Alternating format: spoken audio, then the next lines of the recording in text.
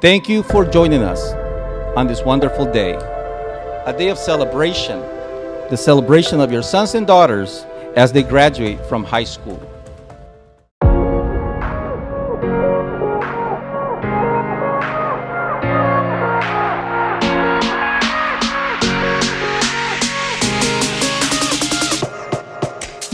Hey everybody, this is Shantera Chatman. I am here at the George Sanchez graduation. I'm about to give my very first commencement speech.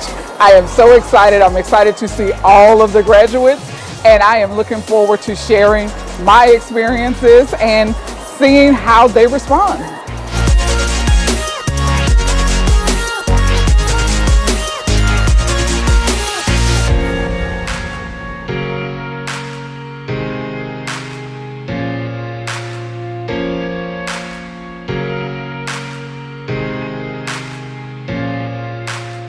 Now for our speaker.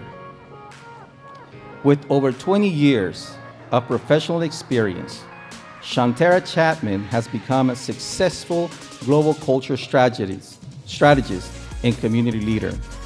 Shantera graduated from Texas A&M with a Bachelor of Business Administration degree in Information and Operations Management.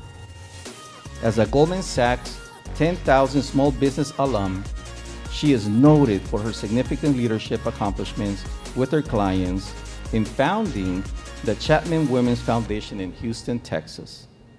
As president of Power Consulting, and we spell Power P-O-W-H-E-R, Shantera is known for her guiding principles, developing strong cultures, and her successful work within many Fortune 500 companies.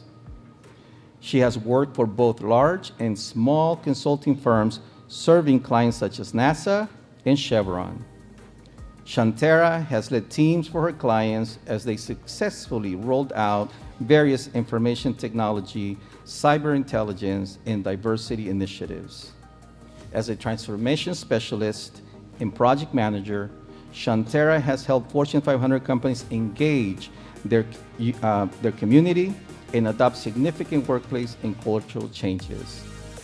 Shantera is a prolific writer and the author of the Transformative Ally Framework, Advocacy Support and Coexistence, Power Play, A Woman's Empowerment Guide, Embrace Resistance, How to Conquer Your Critics, and Empowering You, 12 Tips to Finding Your Voice. Shantera focuses on culture curation and building strong allies in the workplace. She weaves her experiences into powerful stories and interactive conversations that make her a sought-after speaker, consultant, and lecturer. Her thought leadership has been featured in Houston Business Journal magazine, as well as various online platforms such as entrepreneur.com. Please join me in welcoming Shantera Chatman.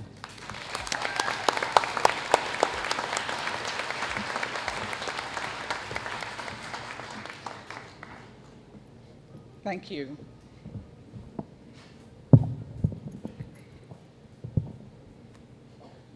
Thank you. First, let me say congratulations to all the graduates, and it's an honor to be asked to join you this evening on this wonderful, wonderful occasion. I can't wait to see you fail. That was what my junior high school principal said to me when I received the math award at the school's award ceremony when I was in the 6th grade. We'd moved from Fontaine on the northeast side of Houston to Greenspoint, which meant I went to a new school, Aldine Middle School. I remember how everyone reacted when I walked into the registrar's office and they read my straight A report card. I came from a poor neighborhood, which meant, of course, I couldn't make it in their schools. At that time, Aldine Middle School had a large number of Caucasian kids, so they labeled me at risk. I was placed in remedial courses, and my mom was told I needed to be tested to prove that I could make it in accelerated courses. My mom, of course, she was furious, but I wasn't really concerned because I knew I was smart. They made me sit in the hallway and take all of these exams. It was noisy, and I guess that was supposed to distract me. And I guess they didn't know me because I loved school. I was what you call a bona fide nerd. The noise didn't bother me at all. As a matter of fact, I thought the exams were kind of easy. So the exams were graded, and I aced all of them. They called my mom back in to discuss my scores, dumbfounded. They recommended that I skip a grade because I was no longer to be considered at risk. Now I'm gifted. My mom declined their offer, though. She declined their offer to skip a grade, but they placed me in gifted and talented courses where I remained. And it was there that I became a member of the math team. Now, you remember, at the beginning when I said the principal said she could not wait to see me fail. Well, it was her who had me placed in remedial courses. And it was her who had me sit in the hallway to take the exams. Well, it was also her who had to tell my mom how gifted I was. And it was also her who had to give me my math award in front of the entire school. So there I was again. And so she'd had enough. And so how did I respond? When she whispered that awful thing to me, a 12-year-old girl, "I can't wait to see you fail." Well, I shook her hand and smiled and whispered back to her, "You'll be waiting a long time."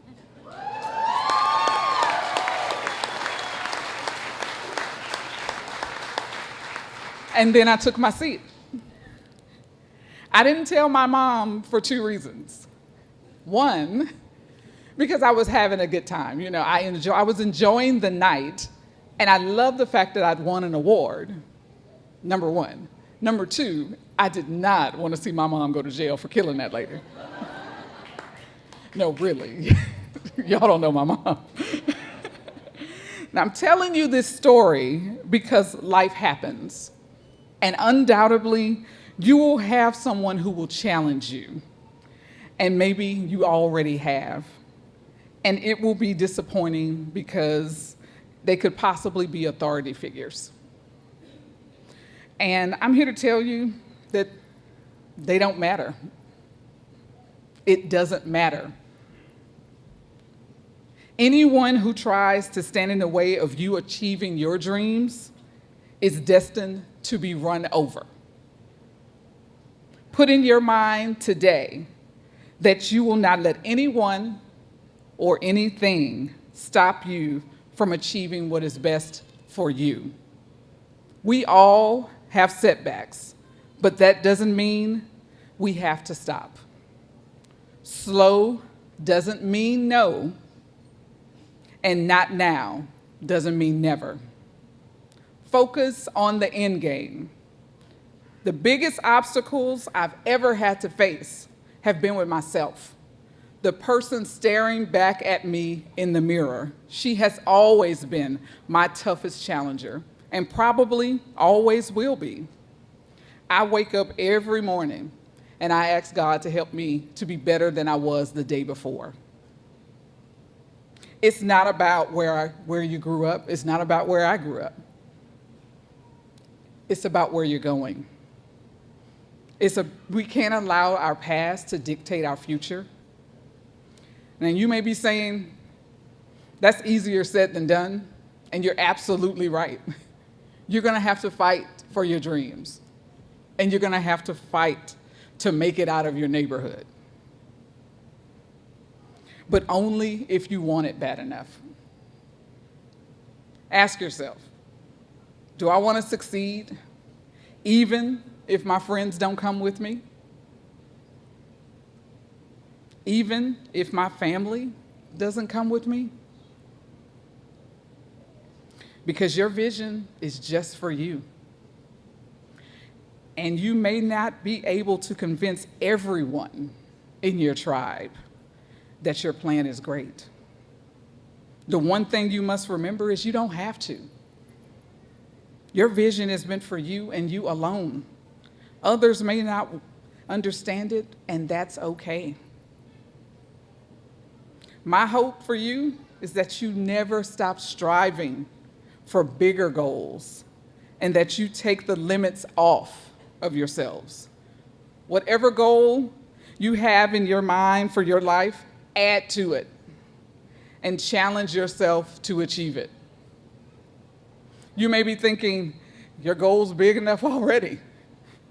And you may be right, but I bet you can do more. So I would like to close with one of my favorite quotes from Marianne Williamson. Our deepest fear is not that we are inadequate. Our deepest fear is that we are powerful beyond measure. It is our light, not our darkness, that most frightens us. We ask ourselves, who am I to be brilliant, gorgeous, right, talented, fabulous? Actually, who are you not to be? You're a child of God. Your playing small does not serve the world. There's nothing enlightened about shrinking so that other people won't feel insecure around you. We are all meant to shine as children do. We were born to make manifest the glory of God that is within us. It's not just in some of us, it is in everyone. And as we let our own light shine, we unconsciously give other people permission to do the same. As we are liberated from our own fear, our presence automatically liberates others. Thank you, and congratulations, graduates.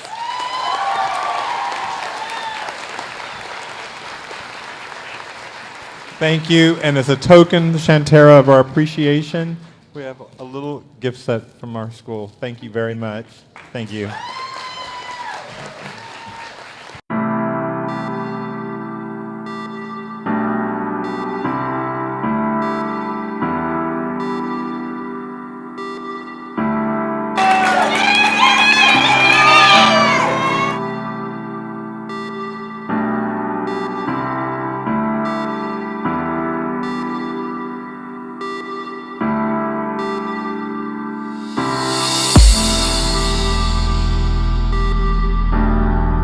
Today was so amazing. I am so honored to have been asked to present or speak at the George Sanchez graduation. This is my first time giving a commencement speech, and it went over well. So I'm so excited about this.